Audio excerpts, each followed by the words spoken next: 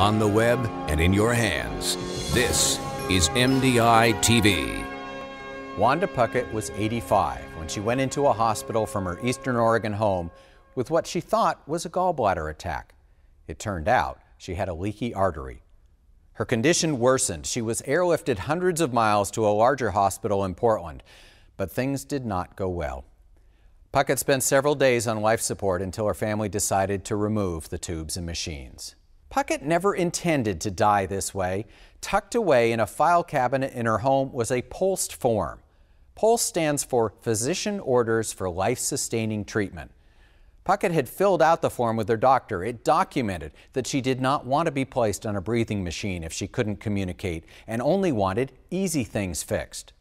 But when her final health crisis hit, healthcare workers didn't have her POLST form, and so her end-of-life instructions weren't followed.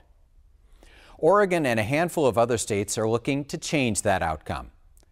Oregon is the first state to create a registry intended to make sure people's wishes are known when they can't speak for themselves. If emergency medical professionals don't have access to clear medical orders, they're generally obliged to attempt resuscitation regardless of what the patient really wanted. The new registry is available to emergency responders and other healthcare providers by telephone 24 hours a day, 365 days a year. So far, roughly 4,000 POLST forms have been submitted to the computerized registry. It went live in Oregon in early December. In the first couple of weeks, there were half a dozen urgent requests for instructions. One of those matched a patient whose POLST form was available in the new system.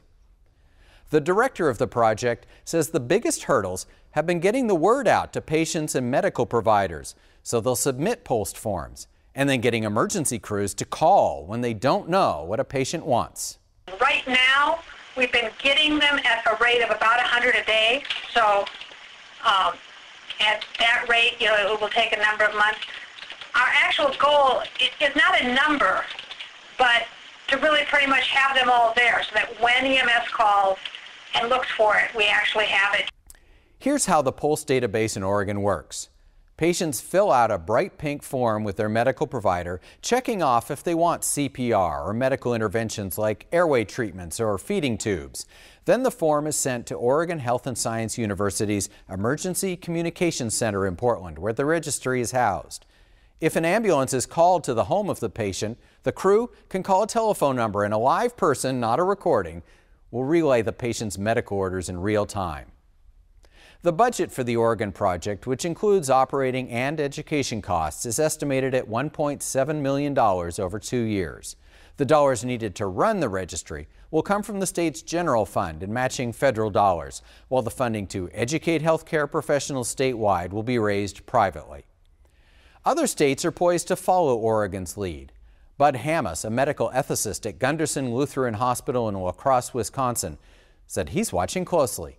Oregon is really taking, I think, an important step in looking towards the future of how medical information is going to be stored and retrieved and figuring out a way to do that so that's safe and reliable. Hammes is quick to point out that its purpose is to help make sure healthcare providers follow patients' wishes, whether it's to be allowed to slip away at the end of life or to urge emergency crews to try every treatment at their disposal.